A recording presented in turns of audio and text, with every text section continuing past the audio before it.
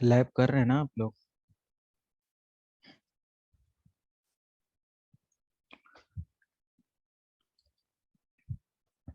Okay, so start करते हैं।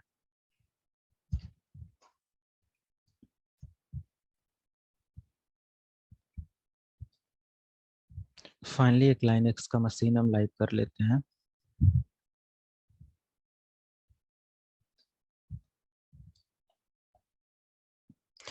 And जो भी सेशन है ये लगभग में आप लोग काफ़ी ज़्यादा अवेयर भी होंगे आज के सेशन से, क्योंकि मोबाइल का जो कॉन्सेप्ट है, मोबाइल का जो हैकिंग है, वो बिल्कुल आपके आईओटी के लिए मतलब कि डिज़ाइन है। वही सेम कॉन्सेप्ट एंड सारी चीज़ें वहाँ पे भी आप ऐड कर सकते हैं। तो सबसे पहले यहाँ पे अगर हम लोग आईओटी के बारे में समझें, क्या है आईओटी? तो IoT stand for internet of things. Okay, so internet of things होता क्या है, कोई बता सकता है? या सिंपल पहले ये टेक्नोलॉजी है क्या?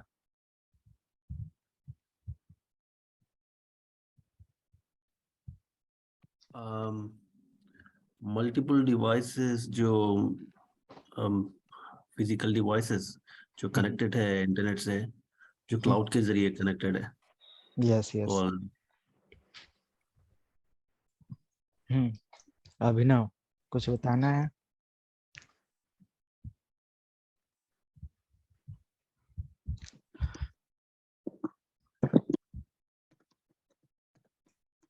Okay, so internet of things, इसका एक हेलो सिंपल मीनिंग। हाँ जी, सर, आपकी वॉइस नहीं जा रही थी। अभी जा रही है ना? यस सर, आ रही है, अब ओके, क्लियर है। सो यहाँ पे IoT stand for internet of things and everything are connected in a single work place और इन अ सिंगल कंसोल। है ना? मतलब कि अब ऐसा नहीं है कि एक सिंगल कंसोल या कोई ऐसा फिजिकल डिवाइस का मैं बता रहा हूँ, जैसा कि आपने बताया क्लाउड। तो एक ऐसा इकोसिस्टम जो कि एक इंटरनेट से सारी चीज़ों को कनेक्ट करके एक्सेस कराने के लिए या जो भी सर्विस प्रोवाइड करने के लिए अवेलेबल कराता है। तो आईओटी के बेस पर अगर देखें तो जितना भी अभी हमारा स्मार्ट प्रोजेक्ट आ रहा है, स्मार्ट डिवाइसेस आ रही हैं, सेंसर बेस्ड डिवाइसेस आ रही हैं या सेंसर बेस्ड प्रोजेक्ट आ रहे हैं ना, कि ऑटोमेटिक वो सेंस कर ले रहे हैं। ऑटोमेटिक उनको करना क्या है ना, एक तरीके का ऑटोमेशन बेस पर भी यहाँ पे चीज़ें बोल सकते हैं कि वर्क कर रही हैं। बहुत सारे ऐसे सेंसर चिप और ये सब चीज़ें डिज़ाइन करी गई हैं। तो आईओटी इन सब चीज़ों को क्या करता है, रिलेट करता है ना। ये आईओटी सिंपल हम लोग बोल सकते हैं कि डिवाइसेस डायरेक्टली एक दूसरे से कनेक्ट होती हैं, इंटरनेट के माध्यम से कनेक्ट होती हैं। एंड आईओटी काफ़ी ज़्यादा रिलायबल एंड एक तरीके का बोल सकते हैं ऑप्टिमाइज कर देता है हमारे कम्युनिकेशन सिस्टम को। एंड एक तरीके का ये भी बोल सकते हैं कि एक वर्चुअल असिस्टेंस की तरह ये वर्क करता है। कभी कभी हमने देखा होगा कि पहले के समय पर या बहुत जब इसका ट्रेंड आया था तो ऐसा कहा जा रहा था कि अ, जब भी ऐसी टेक्नोलॉजी और ये सब चीज़ें आएंगी तो आपको अपने घर को स्मार्ट बनाने में कोई ज़्यादा वो नहीं लगेगा। आप आसानी से कॉन्फ़िगर कर सकते हैं, अपना इलेक्ट्रिसिटी का हर एक कंपोनेंट इसके थ्रू कॉन्फ़िगर कर सकते हैं, मैनेज कर सकते हैं। इवन देन आप अगर मान लिया कि पहले क्या होता था कि कोई भी आप घर पे हैं और ऑफिस जाते समय या कोई भी ऐसा आप डिवाइसेस को ऑफ करना भूल गए, फैन हुआ, एसी हुआ, फ्रिज हुआ, व्हाटएवर, या स्पेसिफिक टाइम तक चलने देना, आप घर पे भी नहीं है, फिर भी आप चाहें तो उन सब चीज़ों को कंट्रोल कर सकते हैं। ओके, तो ये सब चीज़ आपका क्या आ जाता है, इसी टेक्नोलॉजी को रिलेट करता है। इसलिए मैंने कहा कि ये सारी चीज़ें लगभग में आप लोग जानते होंगे। और सेंसर सेंसर का बहुत ज़्यादा यूज़ है। जितनी भी आईओटी डिवाइसेस हैं, विदाउट इंटरनेट इनका कोई मतलब नहीं है, और विदाउट इंटरनेट इनको यूज करना, इनको मैनेज करना पॉसिबल नहीं है। तो एक तरीके का बोल सकते हैं आईओटी एक इंटरनेट कम्युनिकेशन सिस्टम क्रिएट करता है या एक क्लाउड बेस्ड मॉडल पूरा का पूरा ये प्रिपेयर करता है। सबसे ज्यादा इसमें जो कम्युनिकेशन सिस्टम के लिए यूज किया जाने वाला टेक्नोलॉजी है, ब्लूटूथ की टेक्नोलॉजी है, आरएफसी की टेक्नोलॉजी है, एनएफसी की टेक्नोलॉजी है, राइट, 4G 5G 3G, ये सब भी जीपीएस इन इन सब तरीके से ये सारी चीजें यूज की जाती हैं। जीपीएस लोकेशन वगैरह ये भी तो एक उसी का पार्ट है, जिसमें चिप वगैरह कहीं पे लगा दिया जाता है, फिर उसको ट्रैक कर लेते हैं, है ना। तो ये सब कुछ एक क्लाउड से, वो कहीं ना कहीं डिवाइस, वो कहीं ना कहीं चिप एक क्लाउड से कनेक्टेड है, एक क्लाउड प्लेटफॉर्म पे ऐड किया गया है, उसके हार्डवेयर एड्रेसेस को, उसके उसके ट्रैकिंग मॉडल, मतलब उसको ट्रैक करने के लिए उसके एड्रेसेस वगैरह को एक प्रॉपर तरीके से कॉन्फ़िगर किया गया है ना। ये सारी चीजें आप कर सकते हैं। स्मार्ट डिवाइस होने की वजह से या आईओटी का इम्प्लीमेंटेशन होने की वजह से आप कहीं से भी अपने घर का एक सिक्योरिटी मॉनिटरिंग ऑडिट कर सकते हैं, है ना। अगर मान लिया आप कहीं बाहर जा रहे हैं घर छोड़ के, तो स्मार्ट कैमरा और ये सारी चीजें लगाकर कहीं से भी आप एक्सेस कर सकते हैं, ये भी एक उसी का पार्ट है। आप एक अलर्ट मैसेज कहीं से भी उसको सेंड कर सकते हैं, वार्निंग मैसेज वहां पे दे सकते हैं, वॉइस मैसेज वहां पे दे सकते हैं, अगर कोई भी लगता है कि घर के अंदर इन हुआ है। तो बहुत सारे तरीके से ये सारी चीजें की जाती हैं। क्लियर हो रहा है। इवन देन अगर हम इसको अब थोड़ा सा रियल इंडस्ट्री मॉडल पे लेकर आए, तो इंडस्ट्री में क्या होता है कि इन केस कहीं पर भी अगर लगता है कि एक स्पेसिफिक टेम्परेचर के बाद या एक स्पेसिफिक मतलब वर्कलोड के बाद हमारी डिवाइस ऑफ होनी चाहिए, या इसका एक बैरियर स्पीड को लेकर मतलब कन्फिगर हो जाना चाहिए कि स्पीड जब कम यूजर हैं तो अच्छा हाई स्पीड कम्युनिकेशन सिस्टम मिल रहा है, एक पर्टिकुलर ट्रैफिक हो जाने की वजह से या हीटिंग हो जाने की वजह से डिवाइसेस अपने आप को ऑप्टिमाइज कर पाए, ऐसा सेंसर वगैरह अप्लाई कर देना।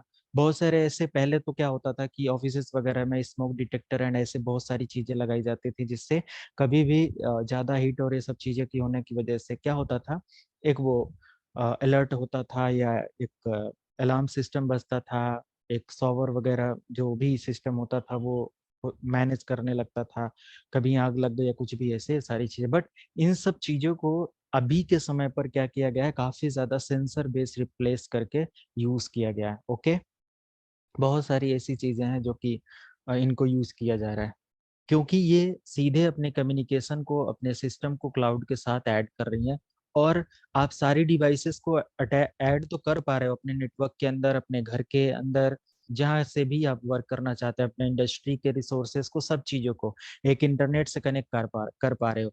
और ये एक क्लाउड इंफॉर्मेशन या क्लाउड प्लेटफॉर्म पर होने की वजह से कहीं अनदर प्लेस, यानी कि किसी भी डिफरेंट डिफरेंट प्लेसेस से आप उनको क्या कर सकते हैं, कन्फिगर कर सकते हैं, मॉनिटर कर सकते हैं एंड मैनेज कर सकते हैं। इवन देन कन्फिगर भी कर सकते हैं, पूरे तरीके से उनका कंट्रोल आपके हाथ में होता है। क्लियर है। तो ये कुछ आईओटी का इंट्रोडक्शन पार्ट रहा, जिसके थ्रू आप ये सारी चीजें मैनेज करते हैं। अब यहाँ पे आईओटी के बहुत सारे ऐसे वायरलेस कंपोनेंट्स अवेलेबल हो जाते हैं, जिनके थ्रू हम लोग क्या करते हैं, इन सभी डिवाइसेस को या आईओटी बेस्ड कॉम्प्लायंसेस को, रिसोर्सेस को कॉन्फ़िगर करते हैं। क्या क्या ऐसा मतलब आ जाता है, जैसे कि एक घर है, वहाँ पे हमें एक वाईफाई या एक वायरलेस बेस पर आईओटी का पूरा पूरा इस्टेब्लिशमेंट करना है, तो क्या कर सकते हैं हम लोग। किसी ने कोई प्रोजेक्ट इस पे डिजाइन किया है कभी, सर क्या बनाया था। सर नहीं बनाया, नो बोला। अच्छा अच्छा, हाँ जी सर, हमने बनाया था यहाँ पे क्या चीज। एक छोटा सा प्रोजेक्ट बनाया था, जिसको हमने डिस्क्राइब किया था। क्या बोलते हैं, हमने काफी 3-4 मंथ्स हो गया उसको बनाकर। हमने अच्छा नेटवर्क सिक्योरिटी बनाया था, होम सिक्योरिटी को। अच्छा, ओके। सो यहाँ पे अभी मैं एक अच्छा सा प्रोजेक्ट मॉडल भी आप लोगों को बताऊंगा। अगर जैसे स्मार्ट ऑब्जेक्ट क्रिएट करना अपने घर पे, ऑफिस में, कहीं पर भी, तो वो सब चीज़ें आप कर सकते हैं। और कुछ ज़्यादा इसमें नहीं होता है, इसमें हर एक चिप प्री कॉन्फ़िगर्ड होती है, या तो फिर उसके कोड अवेलेबल होते हैं, उसकी वेबसाइट उसके क्लाउड रिसोर्सेज पर आसानी से वहाँ से कॉपी पेस्ट करके आपको यूज़ करना होता है। बस ये serial number, model end devices कौन सी यूज करनी है आपको पता होना चाहिए। आपको पता है आईओटी बेस्ड इंफॉर्मेशन अगर एक घर के अंदर ये सारी चीजें करना है, तो डेफिनेटली विदाउट इंटरनेट कनेक्शन अगर आप जाना चाहते हैं, तो you can use Bluetooth technology, और also you can use local WiFi. Okay, यानी कि एनएफसी वगैरह पर भी आप इसकी कॉन्फ़िगरेशन ये सारी चीजें कर सकते हैं। लाईफाई भी एक बहुत अच्छा सा मॉडल है, बहुत सारे लोगों ने लाईफाई पर भी वीडियोस बनाए, यूट्यूब पे आप देख सकते हैं। लाइट के सोर्स से डेटा को ट्रांसफर करना। फाइबर ऑप्टिक एक इसका मॉडल बोल सकते हैं, बट एग्जैक्टली वो प्योर लाईफाई नहीं बोलेंगे। और देखा जाए इसका कैसे होता है, इसमें क्या होता है, लाइट जहां तक प्रोपोगेट होती है डायरेक्टली, है ना, जैसे कि एक सनलाइट होती है ना, वो जहाँ कहीं भी जाता है तो वहां पे एक एनर्जी, या उससे हम चाहें तो एक नया, मतलब कि सोलर पैनल और ऐसा कुछ लगा के यूज करते हैं, मतलब स्टार्ट और एंड पॉइंट को हम लोग यूज कर रहे हैं। ऐसे ही लाईफाई का भी एक कॉन्सेप्ट है, आप देखिएगा इसमें भी साउंड प्रोड्यूस करना या किसी भी, बहुत सारे ऐसे ऐसे प्रोजेक्ट डिजाइन करके रखे गए हैं, सब इन्हीं का एक मॉडल है।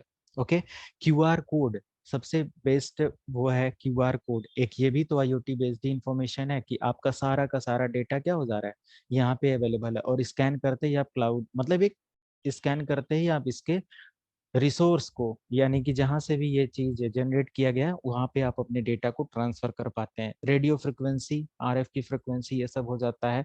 तो डेफिनेटली ये सब हम घर पे यूज कर सकते हैं। ब्लूटूथ सबसे बेस्ट होता है जहाँ पे इंटरनेट कनेक्शन वगैरह नहीं यूज करना है, लोकल कनेक्शंस को। अगर मान लिया घर पे है तो हमेशा अगर हम स्मार्ट डिवाइस के ऑब्जेक्ट को क्रिएट कर रहे हैं कि हम फैन को कंट्रोल कर लें अपने मोबाइल से, अपने एसी को, कूलर को, फ्रिज को, तो इन सब चीज़ों के लिए आपके पास सबसे बेस्ट होता है कि अगर आप घर से बाहर जा रहे हैं तो डेफिनेटली इंटरनेट कनेक्शन या वाईफाई से सारा, मतलब आपका इंटरनेट से पूरा डिवाइस और आईओटी का जो कंपोनेंट है, जो सर्किट है या जो चिप है, वो कनेक्ट होना चाहिए। जैसे कि मान लिया एक आईओटी का बोर्ड आपने लगाया, इस बोर्ड में मान लिया कि 4 मॉड्यूल है।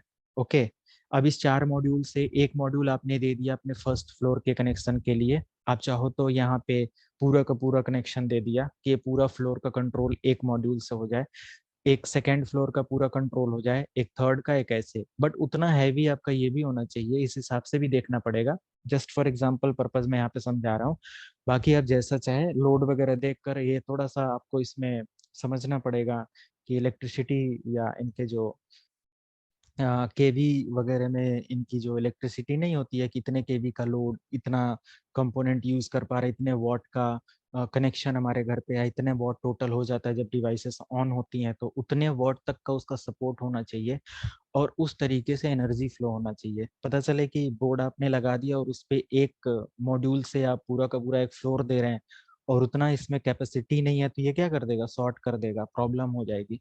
ये सब चीजें देखकर आपको क्या करना है, मैनेज करना है। एग्जैक्टली exactly, आप यहाँ पे ऐसे कर सकते हैं, या तो फिर मान लिया एक घर है, वहां पे 4 रूम है, 4 रूम का अलग अलग आपने मॉड्यूल लगा के कनेक्शन कर दिया, ठीक है, ऐसे कर दिया। तो मेन स्विच जहां से है, ये एक छोटा सा एग्जांपल मैं दे रहा हूँ, जैसे चाहे वैसा कॉन्फ़िगर कर सकते हैं, डिजाइन कर सकते हैं। मेन स्विच को आप अपने इंटरनेट से कनेक्ट कर दो, यहाँ पे एक ऐसा मॉड्यूल लगाओ जो इंटरनेट से कॉन्फ़िगर हो, क्लाउड बेस पर हो, और बाहर से भी आप चाहो तो पूरा का पूरा स्विच ऑफ कर दो, आगे का सारा कनेक्शन ऑफ हो जाएगा। इधर की सारी डिवाइसेस आप अपने ब्लूटूथ के मॉड्यूल से कनेक्ट कर दो और ब्लूटूथ से इसको कंट्रोल करो। जब आप इनसाइड हो तो डेफिनेटली ये एक एक करके कंट्रोल कर पाएंगे, क्योंकि बाहर से एक एक करके कंट्रोल करने का कोई मतलब नहीं, पूरा ऑफ कर दो। नहीं तो आप चाहे तो पूरा का पूरा नेटवर्क यहाँ से कनेक्ट कर सकते हैं, है ना। तो प्लान करना पड़ेगा, एंड ये सारे प्रोडक्ट आपके अवेलेबल होते हैं। आईओटी बेस्ड प्रोजेक्ट जो होते हैं, आर्डिनो यूनो बोर्ड्स आपके हो जाते हैं, रास्पबेरी पाई आपका हो जाता है। ये सब डिपेंड करते हैं इन सब चीज़ों पे, और इन सब चीज़ों को यूज़ किया जाता है। मैं कुछ यहाँ पे दिखाता हूँ आप लोगों को, जैसे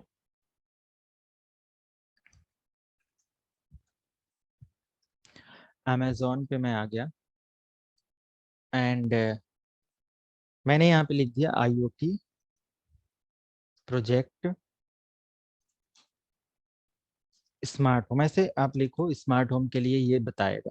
तो देख सकते हैं ये कुछ बोर्ड है, और कैसे इनको यूज करना है कुछ दिखा रहा है। ऊपर ऊपर ये आपका एक स्मार्ट वाईफाई, और इसके बारे में पूरा दिया, पीसीबी 2 वे, और इसका रिमोट कंट्रोल वगैरह के लिए, रिमोट कैपेबिलिटी के लिए दिया हुआ है। तो डेफिनेटली ये भी एक डिवाइस है। ऐसे आप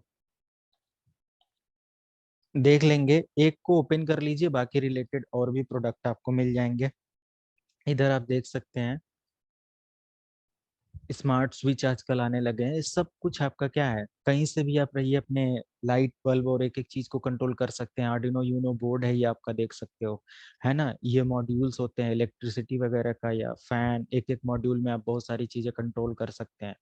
तो इनका सारा, इनमें थोड़ी सी कोडिंग करनी होती है, इनका एक एप्लीकेशन आपको मिल जाता है, आपके फोन पर इंस्टॉल हो जाता है और इसको बहुत आसानी से आप कंट्रोल कर सकते हैं। So these are the devices. Okay, आप यहाँ से देख सकते हैं, काफी इजी है। 400 500 में पूरा पूरा मॉड्यूल मिल जाता है एंड 1000 रुपीज के आसपास लगाएंगे तो पूरे घर को आप चाहेंगे कि स्मार्ट लेवल पे क्रिएट कर सकते हैं, पूरा कंट्रोल कर सकते हैं, राइट।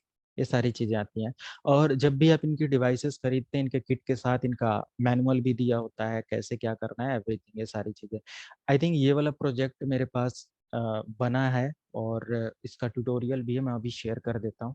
तो आई थिंक आपको समझ में आ गया होगा कि अभी क्या मैं डिस्कस कर रहा था इस चैप्टर में, आईओटी और इन सब चीज़ों के बारे में।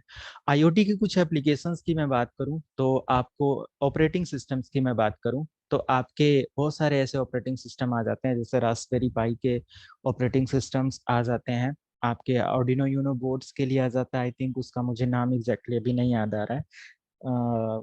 किस पर बनता है आर्डिनो यूनो का कॉन्फ़िगरेशन पैनल, क्या होता है?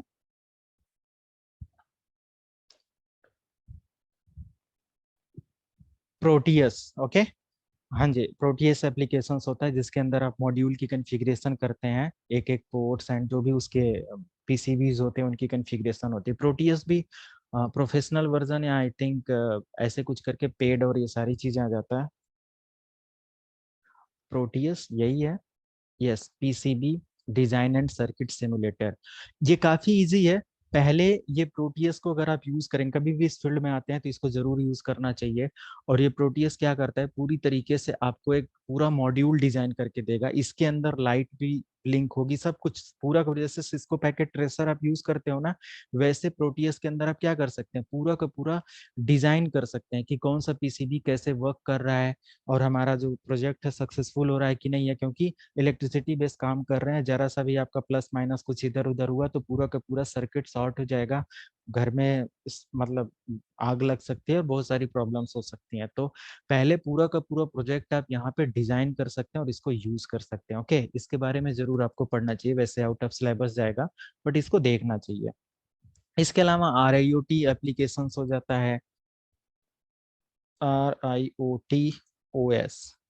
आपको ये एक ऑपरेटिंग सिस्टम मिल जाता है जो कि आईओटी के लिए पूरा का पूरा डिफाइन किया गया है और उनको प्रोग्राम करने के लिए, है ना, उनके कोड्स को एग्जीक्यूट रन करने के लिए सारी चीजें यहाँ पे दिया हुआ है। ऐसे बहुत सारे कोड आ जाते हैं। ओबंतु का आईओटी के बेस पर आ जाता है, ओबंतु आईओटी ओएस।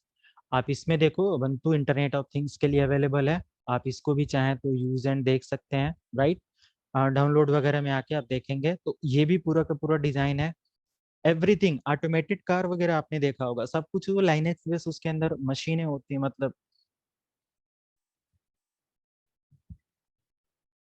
ये क्या आ रहा है, तो वो सब कुछ आपका डिजाइन हो गया। पूरी पूरी पूरी इंडस्ट्री का network, cloud based gateway what ever, सब आप कॉन्फ़िगर करके कहीं से भी एक्सेस कर सकते हैं। रोबोटिक्स, है ना, आपका सब कुछ आपका क्लाउड बेस पर ये सारी चीजें लॉन्च हो रही हैं या बनाया जा रहा है। तो इसके अंदर डिफरेंट डिफरेंट एप्लीकेशंस और ये सारी चीजें आ रही हैं। इंडस्ट्री लेवल पर देखें तो heavy machinery, transportation, smart cities, इन सब चीजों के लिए प्रोजेक्ट डिजाइन हो रहा है। अगर आप देखेंगे ऑटोमेशन के लिए तो डेफिनेटली जो फैक्ट्रीज हैं, हेल्थ केयर वगैरह हैं, वहाँ पे भी ऑटोमेटेड डिवाइसेस यूज कर रही हैं, इवन देन सर्जरी एंड बहुत सारी ऐसी चीज़ों के लिए ऑटोमेटेड डिवाइसेस हैं जो कि उनको ऑटोमेटिक, मतलब एक कोड और उसका पूरा एक प्रोग्राम राइट किया गया है जिसके बिहाफ पर वो काम करती हैं, हर चीज़ बता देती हैं कि ऐसे नहीं ऐसे करना है, सारी चीज़ें, है कि नहीं।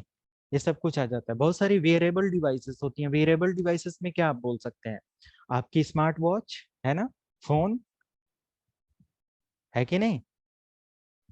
हाँ जी, हाँ जी, हाँ जी। एप्लियंसेस की अगर हम ऐसे अदर और कुछ इन्वायरमेंट की बात करें तो home monitoring, temperature, okay, temperature वगैरह के लिए भी होता है ना स्पेसिफिक स्मार्ट एसीज वगैरह आजकल आ रहे हैं कि स्पेसिफिक टेम्परेचर पे। वो पहले के जो एसी होते थे, आज के जो, उन सब चीज़ों में काफ़ी डिफरेंसेस। अगर एक स्मार्ट ऑब्जेक्ट के बेस पर काम करता है तो, है ना, उसको पता है कैसे क्या है, क्या चीज़ें मैनेज करनी है। तो बहुत सारी चीज़ें यहाँ पे क्या की गई हैं, इस बेस पर या आईओटी के बेस पर यूज की गई हैं। अगर हम आईओटी के वल्नरेबिलिटी की बात करें तो इसमें क्या क्या ऐसी कमियां होती हैं, वल्नरेबिलिटी क्या हो सकता है।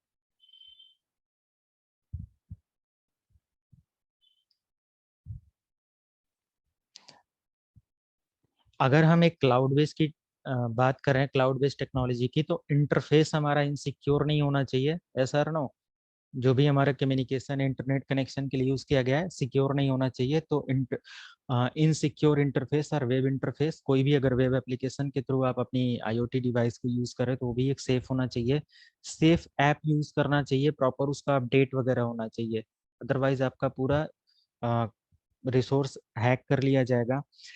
अब यहाँ पे इनसफिशियंट ऑथेंटिकेशन या इनसिक्योर ऑथेंटिकेशन, कि आपका जो वाईफाई या कोई भी ऐसा ऑथेंटिकेशन पासवर्ड है वो सिक्योर होना चाहिए, स्ट्रांग होना चाहिए, और एक पर्टिकुलर 2 और 3 मंथ के टाइम गैप पर अपडेट करते रहना चाहिए। बहुत ज़्यादा इंपॉर्टेंट ये है। हमेशा अपना जो ट्रांसपोर्ट लेयर सिक्योरिटी होता है वो सिक्योर वे से करना चाहिए। ऐसा नहीं कि HTTP यूज कर रहे हैं, एक करने का मतलब कि टेलनेट या कुछ ऐसे, आप सिंपल एक HTTPS या SSH ऐसे कुछ कॉन्फ़िगरेशन के लिए TLS SSL based security use कर सकते हैं। इंक्रिप्शन टेक्नोलॉजी यूज करें, डेटा को हमेशा इंक्रिप्टेड फॉर्मेट में सेंड करें, पुअर फिजिकल सिक्योरिटी नहीं होना चाहिए, है ना। और आपका वीक पासवर्ड नहीं होना चाहिए। प्रॉपर तरीके से अपने डिवाइस के पैच और अपडेट को जो भी है प्रॉपर करना चाहिए, क्योंकि जितनी भी स्मार्ट ये PCBs आती हैं, सब चीज़ों का प्रॉपर अपडेट पैच ये सब चीज़ें बनता है, लॉन्च होता है। इवन देन अगर आपकी कार है उसके अंदर एक उबुंटू का या लिनक्स का ऑपरेटिंग सिस्टम लगा हुआ है जो ऑटोमेटिक चल रहा है, तो उसका जब जब अपडेट है वो प्रॉपर करना चाहिए। अगर मान लिया कि कंपनी अपडेट देती गई, आपने नहीं किया और आपकी कार पता चले कि आपके सर्वर से या जहाँ से वो अपने रिसोर्सेज को यूज करके आपको ड्राइव करके दे रहा है या जो कुछ भी है, तो वो मिस कन्फिगर हो जाएगा। ये मिसकन्फिगरेशन का एक पार्ट बन सकता है, गैप हो सकता है ना, मिसकम्युनिकेशन हो सकता है, जिसकी वजह से आपकी कार कहीं पे भी एज एक्सीडेंट और ये सारी चीजें करने का चांस रहता है ना। तो प्रॉपर अप टू डेट रहना चाहिए कि अगर हमारा सर्वर कोई सिग्नल दे रहा है तो हमारा सर्वर क्लाइंट दोनों एक प्रॉपर सिक्योर कम्युनिकेशन से एक्सेस करें। दूसरी चीज, ऐसा भी नहीं होना चाहिए कि आपके मतलब सर्वर एंड क्लाइंट, यानी कि आपके IoT डिवाइस और जहाँ से भी उसको ऑपरेट किया जा रहा है, ऐसा बहुत सारा होता है ना। जैसे अभी एक एलन मस्क वाला देखो, जो कार वगैरह आ जाती हैं, क्या बोलते हैं, कौन सी कार होती है वो, टेस्ला।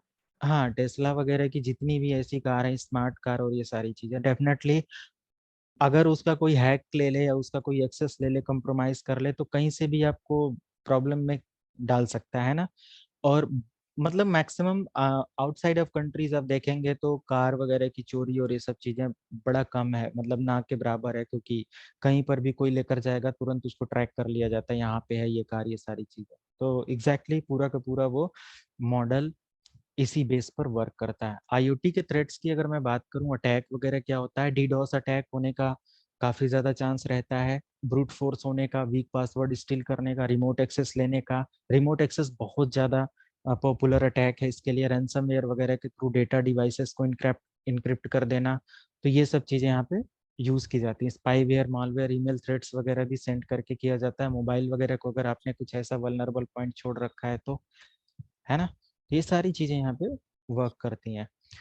किसी भी डिवाइस की वल्नरेबिलिटी स्कैनिंग के लिए आप Nmap, Genmap और वायरसार्क ऐसे बहुत सारे टूल्स या RIoT स्कैनिंग टूल यूज कर सकते हैं। RI जो भी ऑपरेटिंग सिस्टम बताया था उसको भी यूज कर सकते हैं, और अपने IoT की डिवाइस के इंफॉर्मेशन को देख सकते हैं, क्या उसके अंदर वल्नरेबिलिटी है, क्या प्रॉब्लम्स है, ये सारी चीजें। अपनी IoT की डिवाइस से अपनी इंफॉर्मेशन को सिक्योर करने के लिए प्रॉपर फर्मवेयर अपडेट होना चाहिए। मैंने यही पहले भी बोला कि आपका जो भी डिवाइस है ना, उसके अंदर एक फ्लैश ऑपरेटिंग सिस्टम होता है, फर्मवेयर होता है, जो firmware proper up to date होना चाहिए, है ना। और वो फर्मवेयर क्या होना चाहिए, एक जेन्युइन सोर्स से यूज किया जाना चाहिए। ऐसे नहीं कहीं पर भी आप उसको कोड डिकोड और ये सारी चीजें करा लेते हैं। बहुत सारे ऐसे लोग होते हैं जो कि उसका एक मतलब आउटसाइड से बहुत सारे ऐसे क्रैकर आते हैं जिनके थ्रू क्रैक करके उसको मिसकन्फिगर कर देते हैं, रूट एक्सेस दे देते हैं और बहुत सारी चीजें होती है। तो फर्मवेयर के साथ छेड़छाड़ ने हमेशा एक जेन्युइन सोर्स का यूज करना चाहिए, अपडेट हमेशा करना चाहिए, अननेसेसरी पोर्ट एंड सर्विसेज को ब्लॉक कर देना चाहिए, इनक्रिप्टेड कम्युनिकेशन सिस्टम यूज करना चाहिए, अकाउंट लॉकआउट पॉलिसी इनेबल कर देना चाहिए। अकाउंट लॉकआउट पॉलिसी काफी पॉपुलर पॉलिसी है, जिसमें ये होता है कि आपका मोबाइल ही देख लो, आप 4 बार 5 बार गलत पासवर्ड डालते हो तो 3 4 30 मिनट के लिए, 1 मिनट के लिए, क्या 30 सेकेंड के लिए, या आई थिंक उसके बाद 10 सेकेंड के लिए, एंड उसके बाद फिर I think 30 minute and then 1 hour, ऐसे कुछ करके पूरा उसमें अटेम्प्ट का टाइम होता है और फिर परमानेंटली डिसेबल हो जाता है ना। तो ये सारी चीजें, आईफोन का भी ऐसे ही है, बहुत ज्यादा स्ट्रांग है, कोई बार बार अटेम्प्ट करेगा तो डिसेबल हो जाता है, फिर वो सर्विस सेंटर से इनेबल होता है। मल्टी फैक्टर ऑथेंटिकेशन हमें डिवाइसेस पर यूज करना चाहिए। अगर हम वाईफाई यूज कर रहे हैं तो स्ट्रॉन्ग WPA इंक्रिप्शन यूज करना चाहिए। तो ये सारी चीजें आप यहाँ पे क्या कर सकते हैं, यूज कर सकते हैं। IoT बेस पर अगर आप लोगों को कोई प्रोजेक्ट और ऐसा कुछ डिजाइन करना है तो डेफिनेटली आप देख सकते हैं। मैं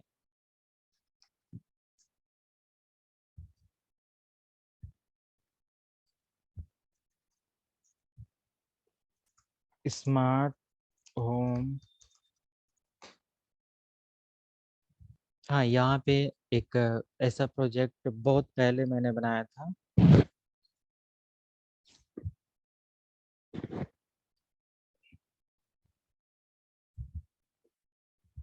तो इनके एप्लीकेशन वगैरह जेन्युइन सोर्स से यूज करना चाहिए। जो भी आप मॉड्यूल यूज कर रहे हो ना, उसी की वेबसाइट और उसी से, थर्ड पार्टी बहुत सारे ऐसे प्ले स्टोर पर पड़े हुए हैं, है ना, Bluetooth controller, WiFi controller for Arduino Uno 3, ऐसे तो वहां से कभी नहीं यूज करना है। देखो हर चीज यहाँ पे अवेलेबल है। इस लिंक को मैं यहाँ पे शेयर कर देता हूँ, अगर किसी को देखना है और कुछ ऐसा बनाना है तो बना सकते हैं। और इसका कोड वगैरह जो भी मॉड्यूल लेंगे उसके साथ आपको अवेलेबल हो जाएगा, कैसे क्या करना है मैनुअल पढ़ लेंगे। और सेम अगर ऑर्डिनो यूनो 3 पर मैंने बनाया है ब्लूटूथ कंट्रोलर के साथ, तो अगर आप ये यूज करते हैं तो इसको भी ट्राई कर सकते हैं। ये स्क्रीनशॉट लेकर इसका पूरा मैप रख सकते हैं हर तरीके से, कैसे क्या किया गया है।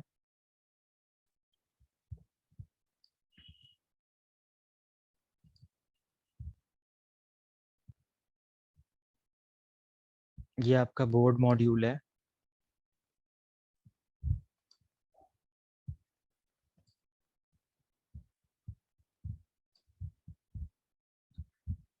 तो यहाँ से आपका प्रॉपर तरीके से मॉनिटरिंग भी होता है कि डिवाइसेस कितनी देर से ऑन है ना। इसमें टाइम ड्यूरेशन या टाइम मैं स्टैम्प भी लगा सकते हो कि इस पर्टिकुलर टाइम पे डिवाइस क्या हो जानी चाहिए, ऑफ हो जाना चाहिए।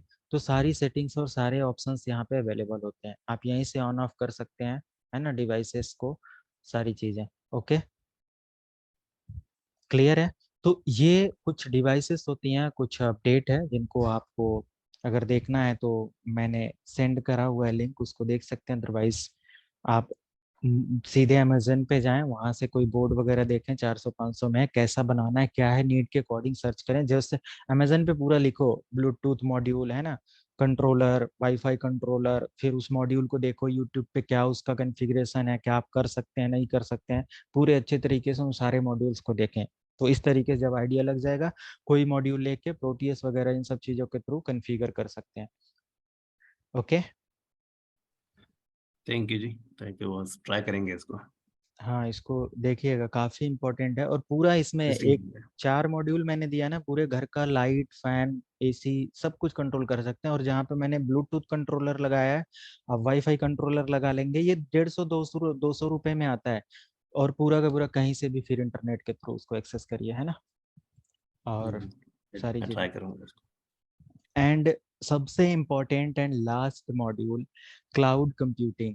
सबसे इम्पोर्टेंट मैं बोल रहा हूँ, बट आज के समय पर देखेंगे ट्रेंड हमारा सब कुछ क्लाउड की तरफ जा रहा है ना, कि मैक्सिमम चीजें जो हैं क्लाउड से। अभी जो हम लोगों ने पढ़ा वो सब कुछ क्या है, क्लाउड बेस पर टेक्नोलॉजी। हाँ ऑफलाइन भी कर सकते हैं घर पे ब्लूटूथ टेक्नोलॉजी, RFC NFC वगैरह का यूज करके, बट डेफिनेटली हम लोग क्लाउड को प्रीफर क्यों करते हैं ऐसा। अभी देखो, एक नई चीज जब मार्केट में आती है ना, तब उसका ज्यादा ट्रेंड रहता है ना, कि ये चीज आ गया, जैसे 3G आ गया, 3G आ गया, आप डेली करोड़ों सिम बिक रही होंगी।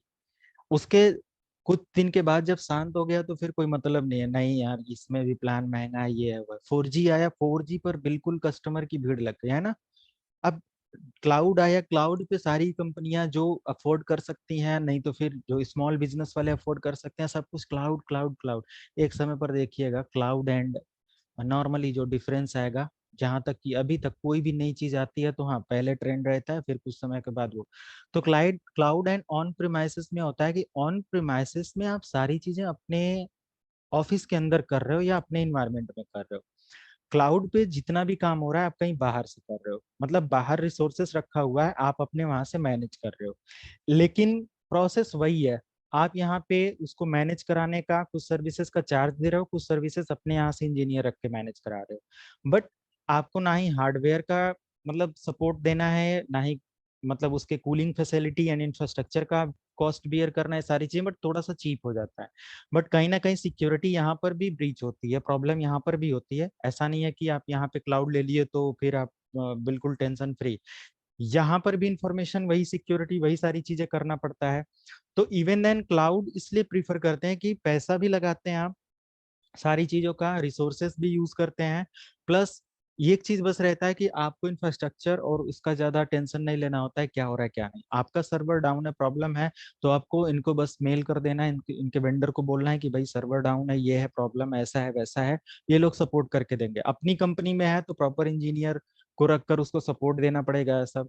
बट अगर कोई भी ऐसा आप इक्विपमेंट या रिसोर्सेस यूज कर रहे हो क्लाउड का, तो हमें नहीं लगता कि आप बिल्कुल अपने वहाँ कोई इंजीनियर ऐसा कुछ नहीं रखेंगे, डेफिनेटली रखना पड़ेगा, क्योंकि क्लाउड के जितने भी प्लेटफॉर्म हैं वो आधा वेंडर सपोर्ट के बिहाफ पर वर्क करते हैं और आधी चीजें क्या होती हैं ऑन प्रीमाइसेस बेस पर कॉन्फ़िगर की जाती हैं, है कि नहीं।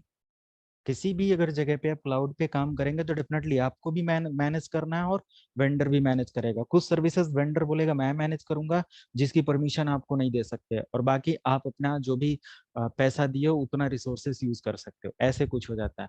तो डिफरेंस कुछ नहीं आएगा, कन्फिग्रेशन यही है कि आप एक सर्वर को अपने घर पे रख के कन्फिगर कर रहे हो और एक सर्वर को आप क्लाउड के थ्रू एक्सेस करके कन्फिगर कर रहे हो। ओके, बट लेट्स सी कैसा चलता है ट्रेंड आगे चल के। और क्लाउड बेस पर जो टेक्नोलॉजी होती है, आपकी वन ड्राइव भी एक क्लाउड बेस्ड टेक्नोलॉजी है। अगर मैं यहाँ पे वन ड्राइव पे कोई डेटा रखता हूँ तो ये भी हमारा एक क्या है, क्लाउड बेस्ड टेक्नोलॉजी है। गूगल ड्राइव अगर हम लोग इंफॉर्मेशन इस पे कुछ रखते हैं तो ये भी हमारा क्या है, एक क्लाउड बेस्ड टेक्नोलॉजी है ना, जिसमें हम 15 GB का फ्री स्पेस यूज कर पाते हैं।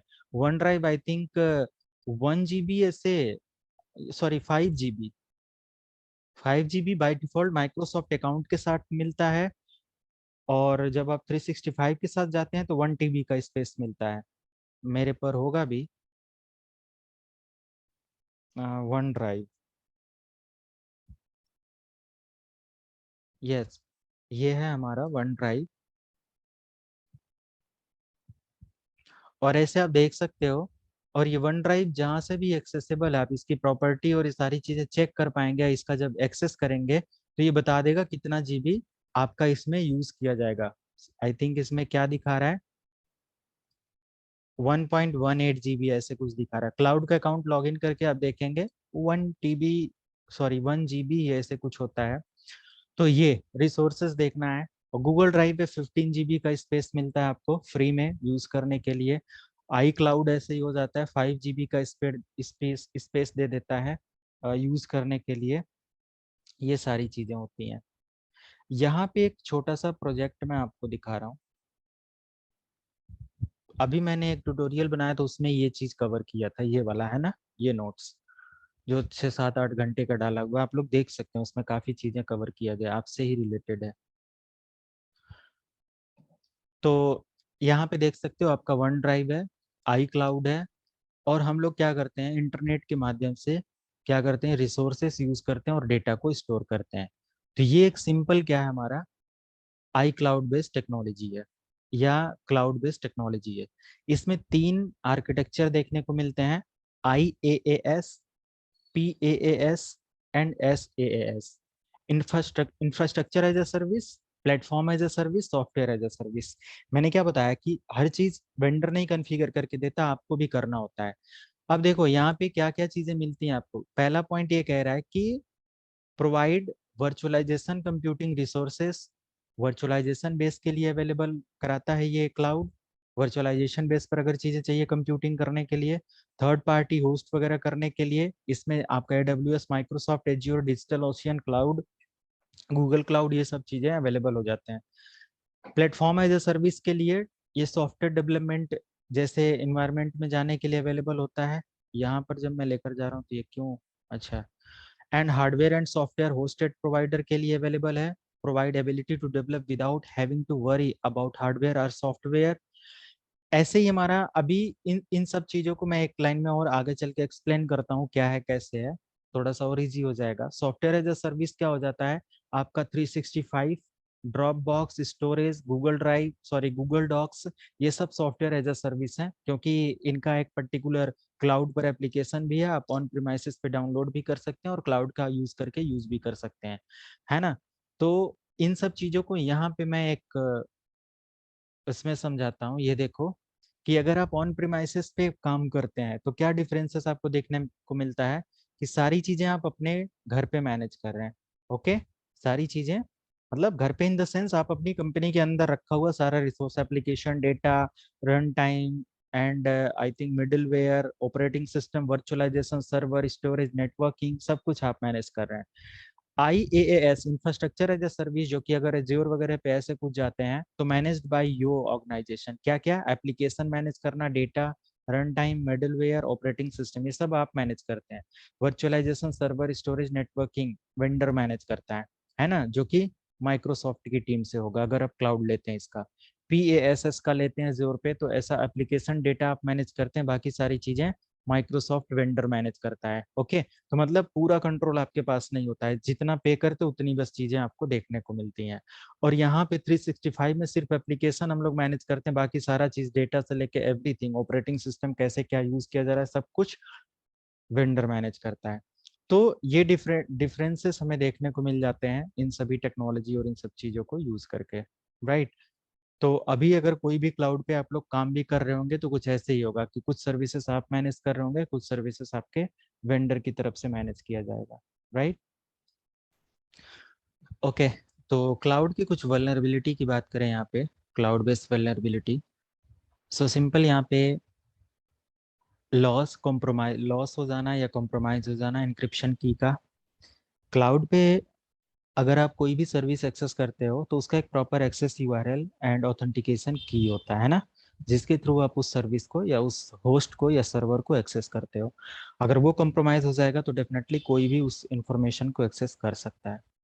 लेस सिक्योर कम्युनिकेशन नहीं होना चाहिए, ऐसा नहीं है कि आप किसी भी जगह से या किसी भी सिस्टम से, पब्लिक सिस्टम से, वाईफाई सॉरी यूज करके, कैफे से, आप किसी भी ऐसे क्लाउड या अपने ऐसे सर्वर को यूज कर ले रहे हो या एक्सेस कर ले रहे हो, है ना।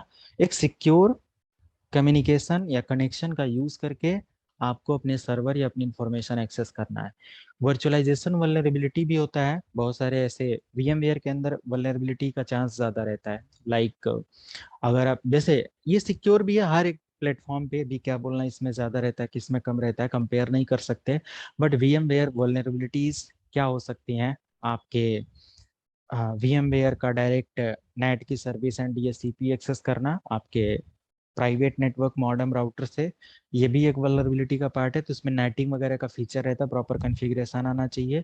VMware पे अगर आप काम कर रहे हैं या वर्चुअलाइजेशन यूज कर रहे हैं तो इनके स्विचेज को मैनेज करने आना चाहिए, जो नेटवर्क अडॉप्टर स्विचेज होते हैं, जिनके थ्रू काफ़ी आसान हो जाता है आपका कॉन्फ़िगरेशन, आपका मतलब जो भी है VMware, और उसकी सिक्योरिटी मेंटेन रहती है। क्लाउड फेलियर की वजह से भी आपका डेटा लॉस हो सकता है, प्लस वहाँ पे प्रॉब्लम हो सकती है कि हमारा क्लाउड ही फेल हो गया तो आपके कस्टमर्स, आपका जो बिजनेस है वो डाउन रहेगा।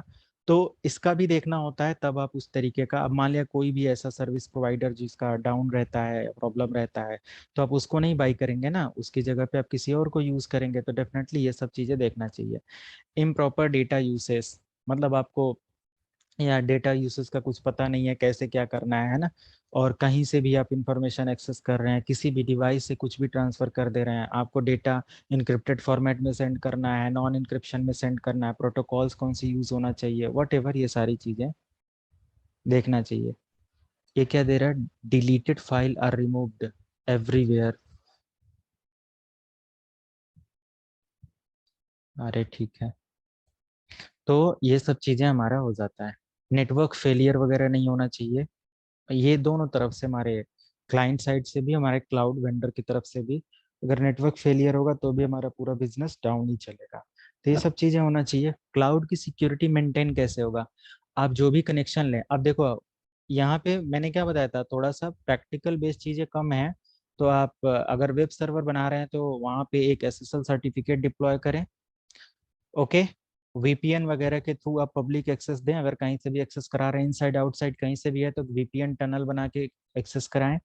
और VPN की कॉन्फ़िगरेशन मैं सर्वर का यूज करके या सारी चीजें करा दूंगा, बट जिन लोगों ने सर्वर नहीं किया हुआ है तो वो समझ में नहीं आएगा। और यहाँ पे इसकी पूरी कॉन्फ़िगरेशन आपको समझना पड़ेगा कि IKEv2 क्या होता है, GRE क्या होता है, PPTP क्या होता है, L2TP क्या होता है ना, और SSTP क्या होता है। तो ये बहुत सारी इसके अंदर टनल बेस्ड प्रोटोकॉल्स होती हैं, जिसमें जब दो डिवाइसेस आपस में डेटा शेयर करती हैं with the help of VPN, तो आपका मेन इंटरनेट कनेक्शन का एक पाथ अलग होता है, बट इनके इनके इनके जो डेटा होते हैं ना, वो एक टनल के माध्यम से ट्रांसफर होते हैं। और वो टनल मान लिया कुछ इस तरीके से बना होता है, ये टनल है और बीच से आपका डेटा ट्रांसफर हो रहा है और डेटा सिक्योर होता है। इसको हैक करने के लिए पहले इस लेयर प्रोटोकॉल को या जो भी इसके इंक्रिप्शन के लिए एप्लीकेबल है इसको ब्रेक करना पड़ेगा, एंड देन आप जाकर डेटा का एक्सेस ले पाएंगे। तो ये काफी सिक्योर कॉन्फ़िगरेशन प्रोटोकॉल होता है, राइट। तो VPN वगैरह का काफी ज्यादा इस्तेमाल किया जाता है इंडस्ट्री में सिक्योर कम्युनिकेशन के लिए। SSH कॉन्फ़िगरेशन भी आप यहाँ पे ले सकते हैं, ऑलरेडी मैंने यहाँ पे मेंशन किया हुआ है। टेलनेट वगैरह यहाँ पे मैंने ऐड नहीं किया हुआ है, वो भी एक माध्यम है रिमोटली एक्सेस करने के लिए डिवाइसेस को, बट नॉट सिक्योर। और टेलनेट SSH भी आप कॉन्फ़िगर कर सकते हैं। जिन लोगों ने सिस्को की डिवाइसेस और ये सब किया होगा, बहुत छोटा सा कॉन्फ़िगरेशन पार्ट है, बट चाहे तो कर सकते हैं। और आप यहाँ पे अपने डेटा का कॉन्फिडेंशियलिटी, मतलब कि डेटा जो भी है आपने जो रखा है वो सेफ है, पूरा कॉन्फिडेंट है, सेफ है, सिक्योर है। और जो भी हम इंफॉर्मेशन डेटा के मतलब डेटा फॉर्म में रखे हुए हैं वो बदला नहीं जाएगा कभी। तो ये हमारा कॉन्फिडेंशियलिटी, इंटीग्रिटी, अवेलेबिलिटी। और डेटा आप जब चाहें तब एक्सेस कर सकते हैं, ये तीनों के माध्यम से होता है। कि मतलब डेटा हमारा क्या है, सेफ है, सिक्योर है। डेटा का इंटीग्रिटी यानी डेटा जैसे सेंड किया जा रहा है, रिसीव किया जा रहा है, वही सेंड रिसीव हो रहा है, बीच में मॉडिफाई नहीं हो रहा है। और डेटा 24/7 यानी कि जब आप चाहें तब आपका अवेलेबल हो डेटा, ये आपका मेंटेन होना चाहिए क्लाउड पे अगर जा रहे हैं तो, है ना। तो ये सारी चीजें आ जाती है। RD वेब या रिमोट वेब एक्सेस करने के लिए, चाहे आप VNC सर्वर यूज कर रहे हो, चाहे आप रिमोट डेस्कटॉप सर्वर यूज कर रहे हो, RD वेब सर्वर यूज कर रहे हो, तो उसका भी एक आपका जो भी API होना चाहिए इनक्रिप्टेड फॉर्मेट से ट्रांसफर होना चाहिए, या इनक्रिप्टेड कम्युनिकेशन सिस्टम यूज करना चाहिए। इनक्रिप्टेड इन द सेंस कि वो या तो HTTPS होना चाहिए। मान लिया RD वेब की सर्विस अगर हम एक्सेस कर रहे हैं और किसी भी कंप्यूटर सिस्टम को या किसी सर्वर को कहीं बाहर से एक्सेस कर रहे हैं तो उसको यूज करना चाहिए। आपको मैंने एक कॉकपीट की सर्विस दिखाया था लाइनक्स के अंदर, वो भी हमारा एक रिमोट डेस्कटॉप था, है ना, जिसमें आप SSH के थ्रू भी एक्सेस ले सकते थे। SSH भी लाइनक्स में दिखाया हुआ है। सिंपल आप इनेबल कर लेंगे SSHD, है ना, SSHD करके सर्विस आ जाती है और उसको एक्सेस कर सकते हैं। अगर यहाँ पे देखना भी है तो आप देख सकते हो। ये सब पहले आई थिंक मैंने लिनक्स के समय भी कॉन्फ़िगर किया था, दिखाया था। SSH इंस्टॉल करना है तो apt इंस्टॉल और SSHD करके इंस्टॉल कर लेंगे। systemctl start ssh.service done. आपको ऑथेंटिकेशन पासवर्ड दे देना, स्टार्ट हो गया। अब पुट्टी सॉफ्टवेयर आप एक्सेस कर लीजिए, अगर आपके सिस्टम पर पुट्टी रखा हुआ है तो। पुट्टी नहीं है तो इसको डाउनलोड कर लीजिए, आसानी से यहाँ से डाउनलोड हो जाएगा। आई थिंक 64 बिट MSI, और जस्ट यहाँ से ओपन कर लीजिए, ऐसे पुट्टी ओपन हो गया।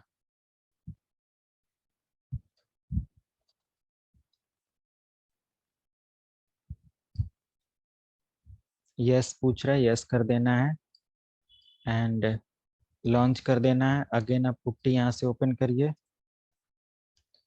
आ गया। आप अपने लाइनक्स की मशीन यहाँ पे ऐड करिए। आई थिंक हमारा जो लिनक्स का मशीन है ये 130 है लास्ट में, तो 168 130।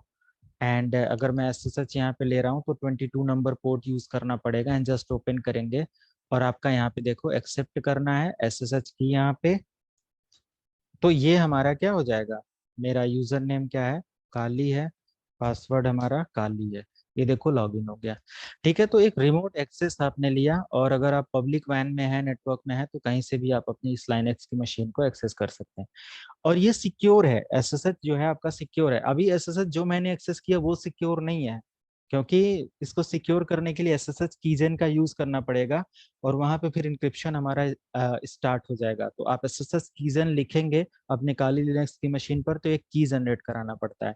बट पुट्टी के अंदर भी आप की जनरेट करा सकते हैं, पुट्टी में भी ये सारे सॉफ्टवेयर या सारे फैसिलिटीज होती हैं। Okay, SSH space SSH in Linux space से शोवान आप यूट्यूब पे लिखेंगे, पूरा इसका सर्वर मैंने बना के दिखाया हुआ है, और बहुत पहले की वीडियो है, मतलब 3-4 साल पुरानी होगी। तो आई थिंक उस समय बस वीडियो में देखना कॉन्फ़िगरेशन कैसे है, क्योंकि शायद चीजें मैंने अच्छे से वहाँ पे नहीं होता है कि नया नया जैसे नहीं वो मैनेज करना कि ऑडियो कैसे मैच कराएं और ये सब, तो वो थोड़ा सा पुराने के कुछ उसमें मिसमैच होगा। बट आप समझ सकते हैं प्रैक्टिकली देख के कैसे किया गया है, पूरा एसएसएस सर्वर वहां पे बनाया गया। तो अभी आपने एसएसएस देखा, एक्सेस भी हो रहा है। तो अटैक्स की अगर हम इसमें बात करें, service hijacking via social engineering, network sniffing, ये सब, और ये पूरा डीप में मैंने बता रखा है स्निफिंग कैसे किया जाता है ना। स्निफिंग के लिए डीएनएस स्निप भी आता है, और एसएसएल स्ट्रिप भी आता है, बट ये सब एक्सपायर टूल हो चुके हैं। अभी जेनमैप एंड मैप, और आप चाहें तो ये सब चीजें यूज कर सकते हैं, वायर शार्क। और अभी मैंने स्निफिंग के लिए एक और ऑप्शन दिखाया था,